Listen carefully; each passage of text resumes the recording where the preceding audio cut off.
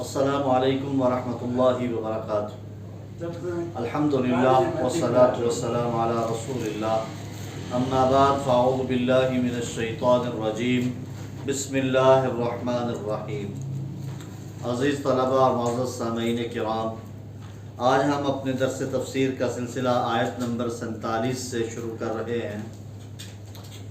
یہاں پہ دوبارہ اللہ رب العزت بنی اسرائیل کو مخاطب کر کے، یعقوب علیہ السلام کی اولاد کو مخاطب کر کے ارشاد فرما رہے ہیں، اعوذ باللہ من الشیطان الرجیم، یا بنی اسرائیل اذکروا نعمتی التی انعمت علیکم وانی فضلتکم علی العالمین۔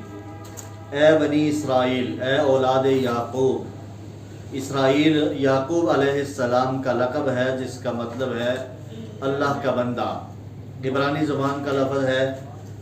اور یا بنی اسرائیل، اے بنی اسرائیل، اے یا اولاد یعقوب، اذکروا، یاد کرو، نعمتی التی، میری اس نعمت کو، انعمت علیکم، جو میں نے انعام کی تم پر، وانی فضلتکم علی العالمین، اور میں نے فضیلت دی تم کو تمام جہانوں پر۔ یہ یہودیوں کو، بنی اسرائیل کو اللہ نے فضیلت دی تھی، تمام جہانوں پر فضیلت دی تھی۔ یہ اللہ کے بڑے چہیتی قوم تھی، لیکن اپنے معاصی، اپنے گناہوں کے ارتکاب کی وجہ سے یہ اس منصب سے گرا دی گئی، یعنی پھر یہ فضیلت والی قوم نہیں رہی، یعنی اپنی نافرمانیوں، سرکشیوں اور اپنی طغیانیوں کی وجہ سے یہ اپنا وہ منصب کھو بیٹھی کہ جو اللہ نے ان کو فضیلت دی ہوئی تھی۔ انبیاء کا ایک سلسلہ ان کے اندر چل رہا تھا، اللہ نے وہ فضیلت ان سے لے لی، اور اب یہ فضیلت کس کے پاس ہے؟ امت محمدیہ صلی اللہ علیہ وسلم کے پاس ہے، یعنی خیر امت، امت محمدیہ کو کہا ہے اب۔ لیکن انہوں نے جو اپنی نافرمانیوں کے باوجود، سرکشیوں کے باوجود یہ سمجھتے تھے کہ ہم اللہ کے بڑے لاڈلے ہیں، بڑے چہتے ہیں، ہمیں کسی نے کچھ نہیں کہنا، قیامت قائم ہوگی تو جنت ہمارے لیے ہے اور جہنم سے ہمیں آزاد کر دیا جائے گا۔ یہاں تک کہہ دیتے تھے کہ اگر ہمیں کوئی عذاب دے گا بھی اللہ تو چند دن عذاب دے کے ہمیں پھر جنت میں داخل کر دیا جائے گا۔ ان کی یہ ساری غلط فہمیاں اللہ نے دور کر دی اس اگلی آیت میں، فرمایا واتقوا یوما، ڈرو اس دن سے، لا تجزی نفس عن نفس، کوئی جان کسی جان کے کام نہیں آئے گی، یعنی کوئی شخص کسی کو نفع نہیں دے سکے گا اس دن، یعنی قیامت کا دن، محشر کا دن، حساب و کتاب کا دن۔ اس دن کوئی کسی کو نفع نہیں دے سکے گا، شیئا، کچھ بھی، ولا یقبل، اور نہ ہی قبول کی جائے گی، منہا، ان سے، شفاعت، کوئی سفارش، ولا یؤخذ منہا عدل، اور نہ ہی لیا جائے گا ان سے کوئی فدیہ، ولا هم ینصرون، اور نہ وہ مدد کیے جائیں گے۔ یعنی عمومی طور پر دنیا کے اندر آپ دیکھ لیں گے کسی بھی جرم کا ارتکاب کرنے والے اس سزا سے بچنے کے لیے ایک تو یہ ہو سکتا ہے کہ اپنی جگہ کسی اور کو پکڑا دیں، لیکن اللہ کہتا ہے کہ قیامت والے دن ایسا بھی نہیں چلے گا۔ دوسرا ہوتا ہے کہ سفارش کروا لیں کسی بڑے سے، دنیا کے اندر تو یہ چل سکتا ہے معاملہ، لیکن اللہ کہتے ہیں اللہ کی عدالت میں، محشر والے دن، اس دن یہ کام نہیں چلے گا۔ یا پھر دنیا میں ہوتا ہے کہ پیسے دے کر، رشوت دے کر سزا سے بچ جاتا ہے بندہ، لیکن اللہ رب العزت ارشاد فرماتے ہیں وَلَا يُؤْخَذُ مِنْهَا عَدْلٌ، وہاں پہ کوئی فدیہ، کوئی بدلہ، کوئی اجرت نہیں لی جائے گی، وَلَا هُمْ يُنصَرُونَ، اور نہ ہی وہ مدد کیے جائیں گے۔ یعنی یہود کی ساری غلط فہمی اللہ نے یہاں پہ دور کر دی۔ اور اگر آج ہم بھی قیامت تک کے لیے، انسانوں کے لیے یہ آیت اللہ نے بیان کر دی، یہ اصول بیان کر دیا کہ اگر سرکشی، نافرمانی اور گناہوں کی وجہ سے یہودیوں سے یہ منصب چھین کر امت محمدیہ کو ملا ہے، تو اگر امت محمدیہ میں بسنے والے، امت محمدیہ کے لوگ بھی وہی روش اختیار کریں گے، اگر وہی رویہ اختیار کریں گے تو اللہ ان سے بھی مخاطب ہے کہ قیامت والے دن اللہ کے سامنے کسی چیز کی کوئی چیز کام نہیں آئے گی، ہاں اپنے اعمال، اپنا رویہ، اپنے اعمال دنیا کے اندر کیے گئے صالح اعمال یہ کام آئیں گے۔ پھر آگے اللہ رب العزت ابھی بنی اسرائیل سے مخاطب ہیں، کہتے ہیں اپنے وہ احسانات ان کو یاد کروا رہے ہیں۔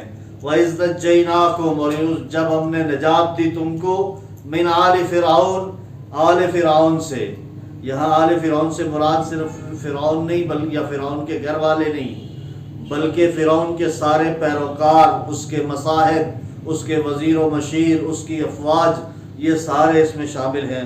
جیسا کہ آگے اللہ رب العزت فرما رہے ہیں کہ ہم نے غرق کر دیا آل فرعون کو، تو وہ تو پورے لشکر سمیت غرق ہوا تھا۔ تو یہ اس سے آل فرعون سے مراد یہاں پہ صرف فرعون کے گھر والے نہیں بلکہ اس کے ساری مصاحب، اس کے ساری افواج اور وزیر و مشیر سارے اس میں شامل ہیں، کہ جب ہم نے نجات دی تم کو من آل فرعون، فرعون کی آل سے، یسومونکم، وہ دیتے تھے، پہنچاتے تھے تم کو، سوء العذاب، بدترین عذاب۔ وہ عذاب کیا تھا؟ یذبحون ابناءکم، تمہارے بیٹوں کو وہ ذبح کر دیتے تھے، وَيَسْتَحْيُونَ نِسَاءَكُمْ، اور تمہاری عورتوں کو زندہ چھوڑ دیتے تھے۔ وَفِي ذَلِكُمْ بَلَاءٌ، اور اس میں آزمائش تھی، مِن رَبِّكُمْ عَظِيمٌ، تمہارے رب کی طرف سے بہت بڑی۔ یعنی ایسا کیوں کرتے تھے؟ فرعون کو اس کے کاہنوں نے، جوتشیوں نے، اور جو پیشین گوئی کرنے والے ہوتے ہیں، انہوں نے یہ خبر دی تھی کہ بنی اسرائیل میں ایک بچہ پیدا ہوگا جو تیرے زوال کا سبب بنے گا، جو تیری حکومت سلطنت کو ختم کر دے گا۔ تو اس کا حل انہوں نے یہ ڈھونڈا کہ بنی اسرائیل میں کوئی بچہ پیدا ہی نہ ہونے دیا جائے، یعنی پیدا ہوتے ہی بچوں کو، جو مذکر ہیں، بچے ہیں، ان کو مار دیا جاتا تھا، اور جو بیٹیاں ہیں ان کو زندہ چھوڑ دیا جاتا تھا۔ لیکن اللہ کی حکمتیں ہیں، اللہ کی حکمتوں کے آگے کون پہنچ سکتا ہے؟ موسیٰ علیہ السلام کی جب پیدائش ہوئی تو اللہ نے موسیٰ علیہ السلام کی ماں کے دل میں یہ الہام کر دیا کہ اس کو ایک صندوق میں پیک کر کے دریا میں بہا دو، اور اللہ کی حکمت اور اس کی مرضی مشیت سے وہ فرعون کے محل کے قریب آیا، اور وہاں سے فرعون کے گھر والوں کے ہاتھ میں وہ صندوق لگا، اور یوں موسیٰ علیہ السلام کی پرورش فرعون کے گھر میں ہی ہونے لگی۔ یہ بھی ساری تفصیل آگے آ گئی۔ اور یہ آزمائش تھی بنی اسرائیل کے لیے، اور یہ اللہ کی طرف سے تھی۔ پھر جب موسیٰ علیہ السلام لے کے بنی اسرائیل کو نکلے، فرعون سے لے کے نکلے، تو فرعون کے لشکر نے پیچھا کیا۔ اس وقت بھی اللہ نے ان کو بچایا۔ اللہ فرماتے ہیں وَإِذْ فَرَقْنَا بِكُمُ الْبَحْرَ، جب ہم نے پھاڑ دیا، چیر دیا سمندر کو تمہارے لیے، فَأَنْجَيْنَاكُمْ، اور ہم نے نجات دی تم کو، وَأَغْرَقْنَا، اور ہم نے غرق کر دیا آل فرعون، آل فرعون کو، وَأَنْتُمْ تَنْظُرُونَ، اور تم دیکھ رہے تھے۔ یعنی تمہاری نظروں کے سامنے فرعون کو اور اس کے علاوہ لشکر کو غرق کر دیا اللہ نے۔ اور یہ معجزہ تھا موسیٰ علیہ السلام کا، اور حقیقی طور پہ سمندر کو چیر کے اللہ نے راستہ بنایا تھا۔ یہ جیسا کہ بعض سر سید احمد خان اور بعض اور منکرین معجزات کا یہ خیال ہے کہ یہ مد و جزر کا معاملہ تھا، لیکن یہ مد و جزر نہیں، حقیقت میں سمندر کو دو ٹکڑے کر کے راستہ، خشکی کا راستہ بنایا گیا تھا۔ پھر آگے اللہ رب العزت فرماتے ہیں وَإِذْ وَاعَدْنَا مُوسَىٰ، اور جب ہم نے وعدہ کیا موسیٰ سے 40 لیلۃ، 40 راتوں کا۔ یہ کون سا وعدہ تھا؟ کون سی 40 راتیں تھیں؟ جب فرعون سے نجات ملی، موسیٰ علیہ السلام اپنی قوم بنی اسرائیل کو لے کے نکلے اور جزیرہ نمائے سینا میں پہنچے، تو وہاں پہ اللہ نے طور سینا پہ بلا لیا موسیٰ علیہ السلام کو 40 راتوں کے لیے۔ تورات عطا کرنی تھی، نبوت عطا کرنی تھی۔ اور جب موسیٰ علیہ السلام 40 راتوں کے لیے گئے تو پیچھے قوم نے کیا کیا؟ ثم اتخذتم العجل، پھر تم نے پکڑ لیا، بنا لیا بچڑے کو، من بعد ہی، اس کے بعد، یعنی معبود بنا لیا، معبود پکڑ لیا، بچڑے کی عبادت کرنے لگے۔ وَأَنْتُمْ ظَالِمُونَ، اور تم ظالم بن گئے۔ یعنی یہ بچڑا کیا تھا؟